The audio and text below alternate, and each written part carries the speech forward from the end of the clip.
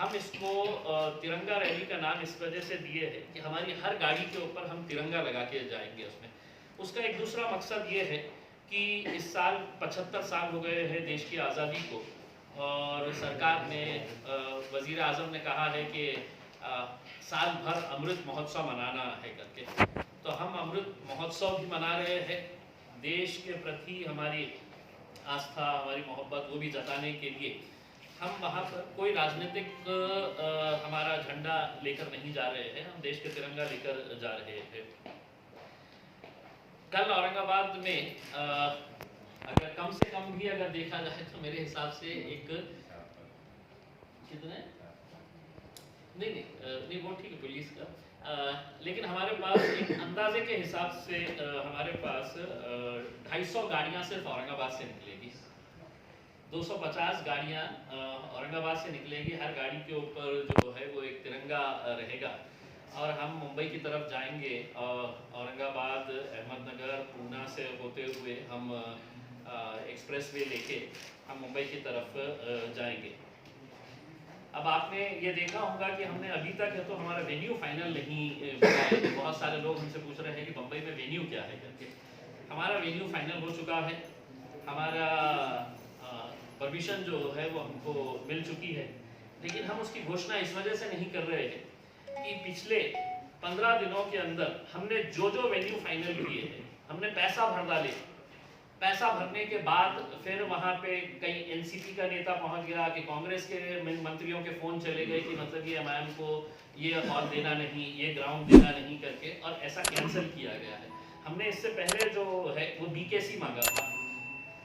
Bandra Kurla complex जो है वो मुंबई का सबसे बड़ा ग्राउंड है। हम चाहते तो आज़ाद मैदान ले सकते थे, आज़ाद मैदान भी बहुत बड़ा ग्राउंड है, लेकिन हमारे लिए छोटा पड़ा होता, तो इस वजह से हमने बीकेसी मांगा। तो पहले बीकेसी ने हमारे से पैसा ले लिया, बीकेसी ने कहा कि आप जाके पुलिस में परमिशन के लिए वो कर दीजिएगा। हम पुलिस के अंदर गए तो पुलिस ने कहा कि नहीं कोरोना है करके उन्होंने वापस कर दिया। दूसरी मर्तबा हमको ये बताया गया है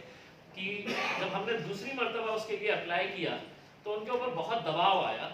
और बीकेसी ने हमको ये स्पष्ट उसके अंदर बताया है कि साहब हमको हमारे ऊपर ये है, हम दे नहीं सकते हैं करके उन्होंने रिटर्न के अंदर हमको दे दिया कि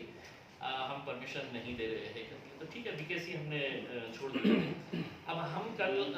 यहाँ से जाएंगे और जो मुद्दे हमने लेकर गए हैं, देखिए एक तो मुद्दा ये है कि मुसलमानों का रिजर्वेशन के ताल्लुक से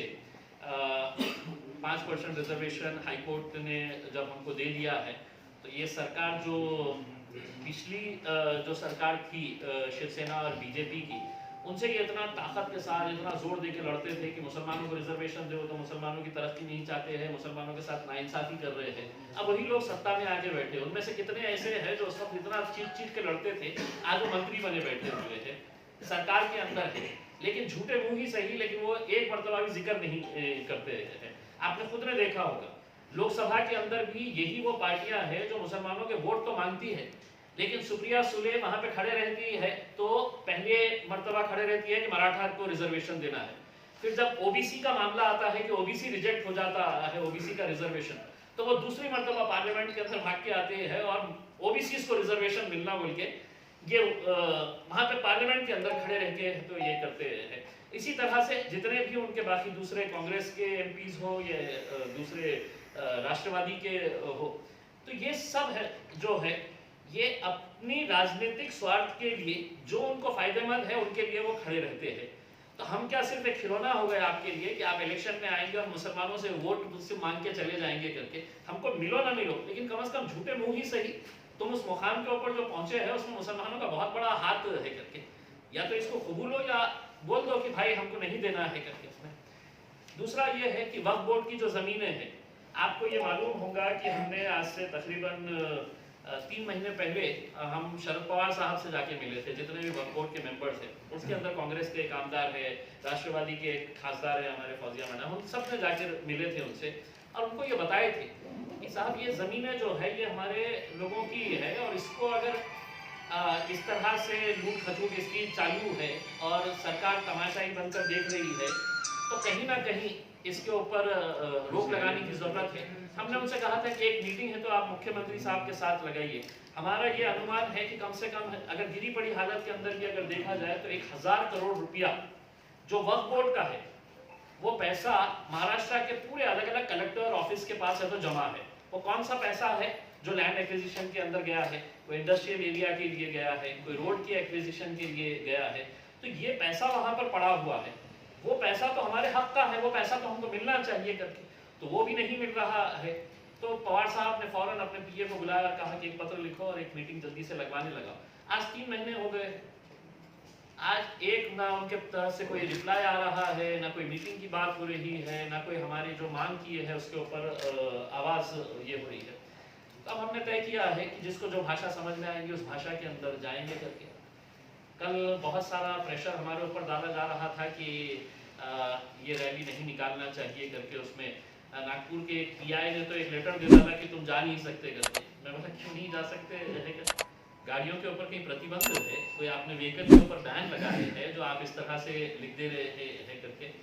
तो हमने तय किया है कि कल सुबह 7 बजे आमखास मैदान के ऊपर से हम लोग निकलेंगे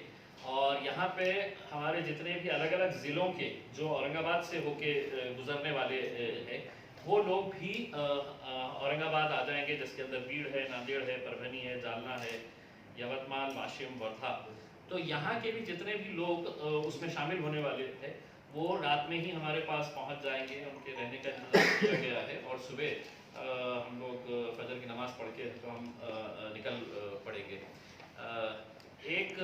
बात यह है कि इसकी पूरी जिम्मेदारी जो है अलग अलग कमिटीज़ को बांटी गई है कि पूरे डिसिप्लिन के साथ हमें जाना है। चूँकि हम तिरंगा लगाकर जा रहे हैं, हर बात का बहुत ही बारीकी से ये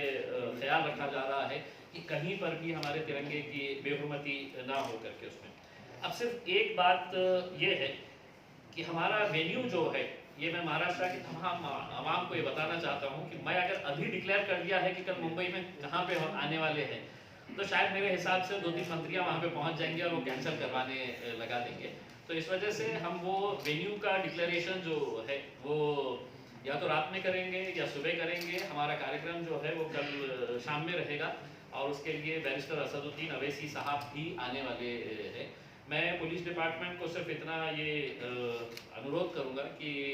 इसके अंदर किसी भी तरह का कोई आप रुकावट लाने की कोशिश ना करें। नियम सबके लिए बराबर है, हमारे लिए भी वही नियम लागू है और इसको अगर अच्छे तरीके से अगर आपने हमारे को कोऑपरेट किया तो बहुत अच्छे तरीके से हम आएंगे, हमारा जो मैसेज है वो कन्वे करेंगे और लोकतंत्र के अंदर हमको ये अधिकार दिया है। लेकिन अगर जोर ज़बरदस्ती और किसी के दबाव के अंदर अगर आप ये करेंगे तो आप ये समझ लीजिएगा कि अब हमने तय किया है कि हमको जाना है तो जाना है उसमें, तो हम जाने वाले हैं। इसके लिए हमारी पूरी तैयारी हो चुकी है और हम चाहेंगे कि मीडिया भी कम से कम विशेषकर फोटोग्राफर्स अगर हमारे पास, मैं आपको इतना यकीन दिलाता हूँ, मैं आपको दावे के साथ बोलता हूँ कि इस मुल्क की तारीख के अंदर, हिंदुस्तान के अंदर कभी इतना खूबसूरत मंजर आपको देखने को नहीं मिलेगा कि जहाँ पर सौों से गाड़ियाँ जो है हर गाड़ी के ऊपर तिरंगा रहेगा और वो तिरंगे का जो मंजर रहेगा वो मेरे हिसाब से अपने कैमरों में कैद करने जैसा एक ये रहेगा। तो मैं आप तमाम लोगों से भी अपील करूंगा कि आप लोग भी इसके अंदर हमारे साथ चलें और देखें कि हम लोग किन जायज़ मुद्दों की वजह से यहाँ पर निकलने के ऊपर मजबूर हो गए हैं। दुर्दैव ऐसी बात का है कि देखिए, जब तक आप लड़ेंगे नहीं, जब तक आप अपनी मौजूदगी का एहसास नहीं दिलाएंगे, तब तक आपको कुछ मिलने वाला नहीं है। हम तो ये चाहेंगे कि जो ओबीसी समाज का जो रिजर्वेशन कैंसिल हुआ है, अगर वो भी हमारे साथ जोड़ना चाहे तो वो भी आ सकते हैं। हम कल जाते वक्त जो कोईगांव के ऊपर वो काका साहिब शिंदे जिसने आत्महत्या की थी, एक तरह से उसने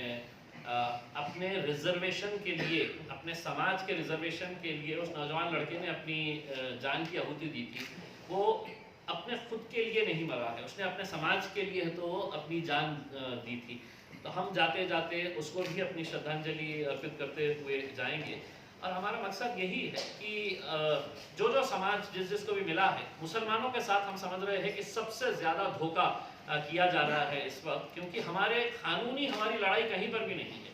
आज अगर मराठास को नहीं मिल रहा है तो ये अदालत का मामला है, ओबीसीज का कैंसर हुआ है तो ये अदालत का मामला है, लेकिन मुसलमानों को तो पूरा है, तो 100% है, तो कोर्ट ने ही कहा है कि इनको एम्पेरिकल डाटा इनका ऐसा है कि जिसकी वजह से इनको मिलना चाहिए करके। लेकिन सरकार में बैठे हुए लोग, अब इस हमारे से ये सवाल किया जाएगा कि इसी वक्त क्यों, तो हाँ, हम यही वक्त इस वजह से चुने हैं क्योंकि अब यही नेता दोबारा हमारी चौखटों के ऊपर आने वाले हैं, दोबारा अपनी सभाएं सजाने वाले हैं, दोबारा लोगों को, हमारे लोगों को सपने दिखाने वाले हैं। तो हम उनसे 2 सवाल तो करेंगे ना कि हमारी ज़मीनों का क्या हुआ है करके, हमारे रिजर्वेशन का क्या हुआ है करके। तो हमने सही वक्त चुना है, जाएंगे, लड़ेंगे, और इसकी लड़ाई की शुरुआत हुई है, समझ लीजिएगा उसमें। और एक चीज़ साफ तरीके से, अगर इसके अंदर कोई रुकावट आएगी, हम हमारा आंदोलन बहुत तेज करेंगे, बहुत तीव्र आंदोलन करेंगे। फिर उसके लिए अगर मराठा समाज का कोई लड़का अगर मर सकता है, तो मुसलमान भी सड़क के ऊपर आकर अपनी लड़ाई को किस तरह से आगे बढ़ाएगा करके हमारी पूरी तैयारी उसके लिए।